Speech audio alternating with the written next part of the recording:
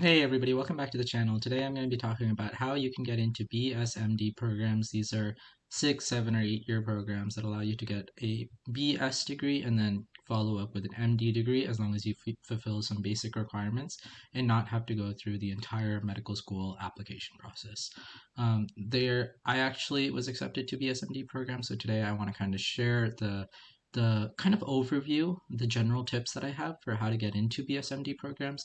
And if you watch some follow-up videos that I have, you'll learn the specifics of exactly what they're looking for in personal statements, exactly what types of questions you're going to be asked in the interviews, what preparation process that I used, and things like that. And I've been also editing people's essays for BSMD programs. And so I kind of have a lot of lessons that I'd like to share so that if you're interested in these types of programs, you can kind of figure out what the steps are. So again, today's an overview session, and it's kind of the basics of what's required. The first thing is obviously maintaining a high GPA. This is sort of self-explanatory, but I'd say that this is kind of a a just a prerequisite for even considering application is just having a decent GPA. And it never really makes or breaks your application whether you have a really high GPA or not, but it's always something that kind of qualifies you into these programs because obviously they're looking for somebody who's already proven that they can handle the MD rigor without having to go through the MD application process.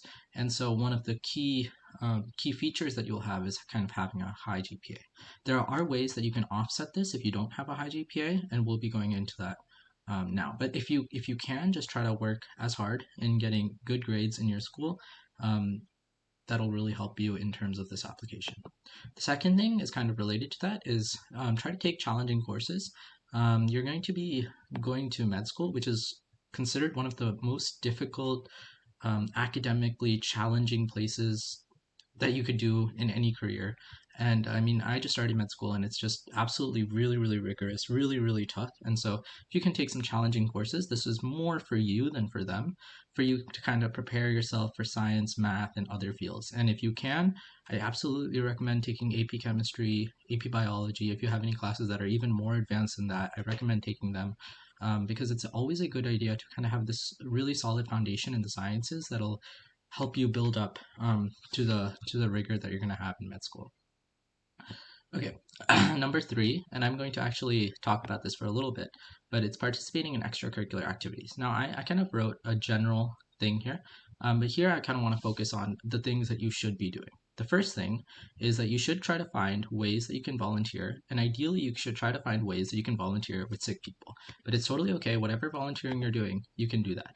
So volunteering is the number one thing that I'd say is one of the things that you should use to kind of differentiate yourself and do something that's really high value. And I actually talk about in another video how to find really good volunteer opportunities. But essentially, what I think is a good volunteer opportunity is where, one, you are essential to the activity. So if you're kind of doing something, like I once volunteered in a robotics competition, and all I had to do was press a button. And I wasn't really essential because somebody else could have pressed the button along with the job that they were doing. And so I was sort of not really gaining out of anything, and I wasn't really providing anything. And a volunteer opportunity ideally should require your skills or should be developing your skills. So another time that I volunteered was actually in this college program where I helped run an after school program for people who were earning below $10,000, and as well as an adult GED program that helped adults get GED and post high school training. And that was kind of volunteering where my skills were absolutely essential. I had to use good communication skills. I had to use kind of the knowledge that I had gained from high school and college to be able to teach these things. And so that was good volunteering because then I was able to develop a lot of stories out of that to be able to share in interviews and essays and kind of share what was it that I was doing? What were the people who I was interacting with? What were stories of times that I failed or times that I succeeded, and how did that feel like? So those types of volunteering give you a lot of a lot of great stories, a lot of great skills. Another volunteering that I do is I do something called Family Lifeline, where I'm connected with an elderly person who's feeling lonely, who might be sick, and I kind of talk to them once a week and for about an hour or 2 hours, and we kind of share what's going on in our lives and what's going on in their life and provide emotional support or just friendship. And so that's a volunteer activity where I am critical. So it wouldn't happen without me. And it's kind of using my skills because I have to be some sort of friend and empathetic and emotionally supportive and use my communication skills. And so those are volunteering activities that you want to do. Whenever you're doing volunteering, ask yourself, am I essential and am I learning something? Am I learning some skills?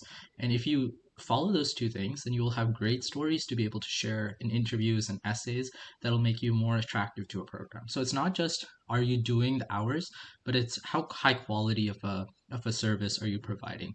You can do something like that. If there's some training that's involved to get that volunteering position, that's even better. If you're volunteering at a crisis helpline or text line, there's often trainings that you have to pass. If you're working with people in the hospital, there's often a training that you have to do. That's great because you're learning some skills that you wouldn't otherwise do. So absolutely, absolutely, volunteering is great. Um, Another one is if you can get a leadership position in a club at your high school, that's also great. It's not required, but it does help you kind of develop stories and explain your leadership and answer some essay questions. But if you're not able to, I wouldn't waste or devote too much time on trying to get a leadership club. I'd rather try to find things outside your school, like volunteering or clinical jobs that really interest you and kind of learn as many skills as you can that'll boost up your application. So once again, I'm going to try to write this here. But the first thing is volunteering, and the second thing is clinical jobs. And I'll kind of go into that more, the clinical jobs aspect. But this is clinical experience. And I think this actually, I'm going to bold because this is absolutely essential. I'm going to say that again. Gaining clinical experience is absolutely essential in your BSMD application. And this should be actually one of your main priorities if you want to get in, if you're very, very committed to trying to get into this BSMD program. The reason for that is because I think like at my college, 70% of the people started out as pre-med and only 15% applied to med school, something crazy like that. But a lot of people change their mind during college that they actually don't want to go into med school or they don't want to apply to med school. Part of that is because a lot of the intro level science classes that you have to take in pre-med are pretty difficult. Part of that is because the MCAT is this really grueling exam. Part of that is because there's people who are doing other majors or who have other careers in mind that work less hard in college just because the field that they're doing kind of requires different skill sets. And so, BSMD programs don't want to accept somebody who's going to kind of change their mind and decide that medicine is not for them. And the reason is because they're taking a big bet on you that, at 18 or 9 or at 17 or 18, you're going to be really committed to getting an MD. And so this is kind of how you tell them that you've done enough in the field to be able to say that this is your passion, this is your life dream to become a doctor. And so this is kind of the main thing. And again, clinical experience is kind of any experience, any activity, any volunteer thing that you're doing or any job. So you can be getting paid for it or you don't have to be getting paid for it. But essentially you have to be taking care of somebody who is sick. So this could be that you're like a caretaker for a child with autism. It could be that you're teaching people with disabilities. It could be that you're playing sports with people with disabilities. It could be that you're running a summer camp for people with cancer. It could be that you're at a hospital and you are doing volunteering at the emergency room. It could be that you're shadowing a physician. These are all examples of it could be that you're a phlebotomist and you're drawing blood from people. It could be that you're an intern at your doctor's office and you're kind of helping them with writing up the patient records. It could be that you're a scribe at a hospital, but it could be that you're EMS or EMT and you're kind of in the ambulance and helping with the first line treatment of patients. But basically any opportunity that you can get, you should absolutely take to gain clinical experience. And this might mean that you are devoting more hours outside of school to getting these hours, but this is kind of the thing that will make or break your application. Remember I said GPA and those classes and things like that are kind of like the prerequisites for getting even considered. But gaining clinical experience is kind of the essential thing that will help them figure out, are you a right candidate for them or are you not? And if you don't really like your clinical experience, that's probably a pretty good sign that you might not like a BSMD program where in med school we're just gaining clinical experience all the time. And so if you don't really do this, then that's kind of what's they use to screen out your application or figure out that did you actually do this. And the good thing about this is when you get clinical experience and you're kind of valuable and you're gaining skills at that field, you have a lot of stories to share. And so again, your essays are going to be a lot better, and your interviews are going to be a lot better. And so since I've been editing essays for so long, a lot of students ask me, how do I make this essay even better? And I'm like, we kind of maxed out on how good this essay could be, just because, the essay, 50% of it is actually done before you even start writing, because the essay topic is dependent on what sorts of experiences you've had. And so if you haven't had tons of clinical experience, or you haven't had really high quality volunteer opportunities or very high quality clinical experience where you're doing a lot and you're gaining a lot of skills and you have a lot of stories to write about, then you're already at a disadvantage when you're writing your essays, because you don't have as many stories as somebody who's spent so many hours doing really high quality volunteering at a hospital and helping a lot of people and developing a lot of stories that they can write about and share about and talk about. And so that's kind of why I wanted to hammer down on this point quite a bit. Okay.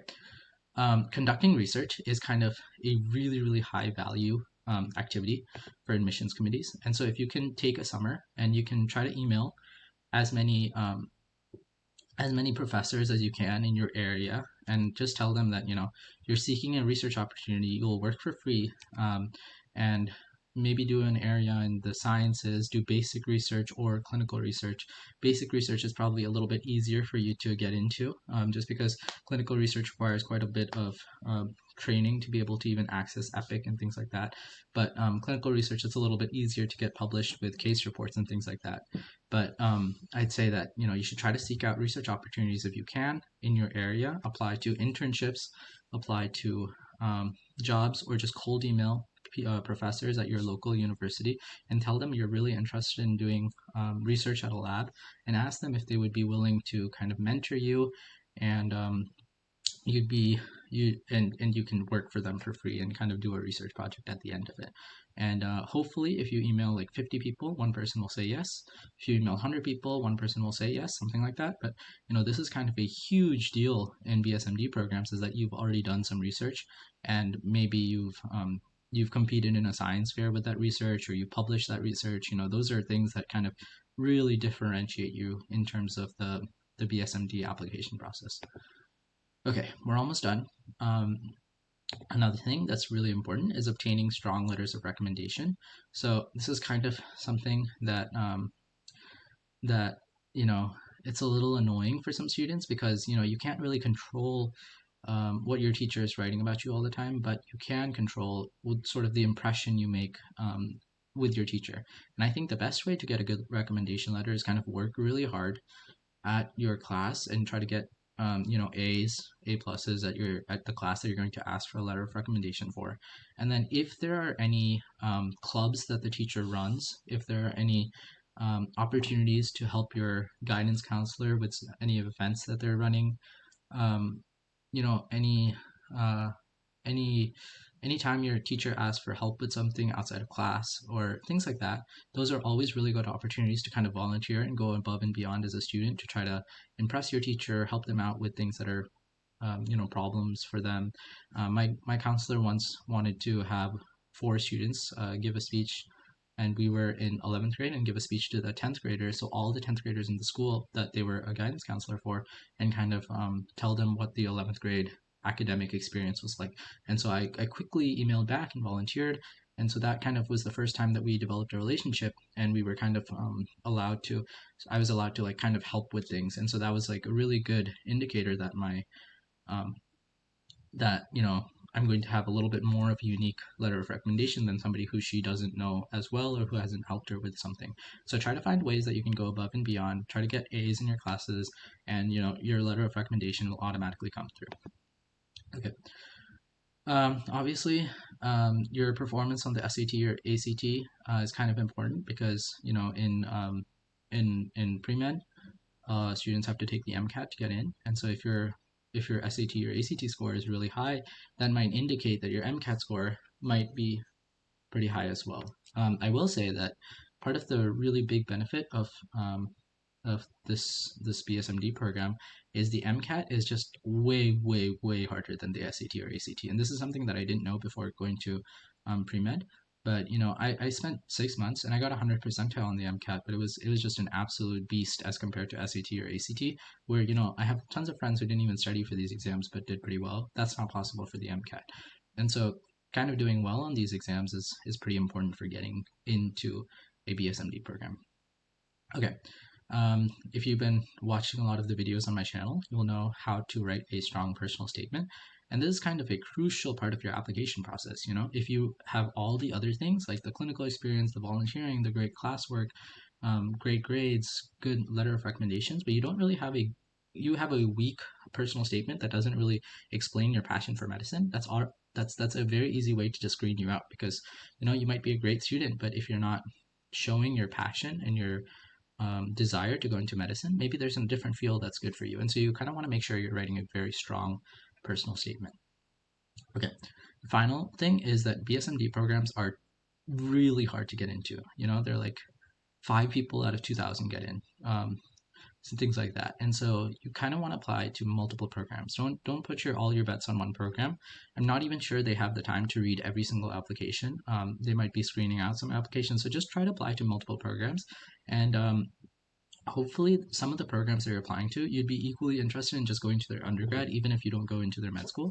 And so try to apply to programs where you'd be happy to go both to the undergrad and the med school. And if you can do that, I think you'll have a better shot at getting into these BSMD programs than 99% of the applicants. So I really hope that was helpful. As I said, there's tons of videos on my channel to kind of delve deep into one of these aspects and explain how you can maximize your chances of getting in based on maximizing that one chance. If you found this helpful, subscribe to the channel. I'll see you in the next video. Thanks, everybody. Bye.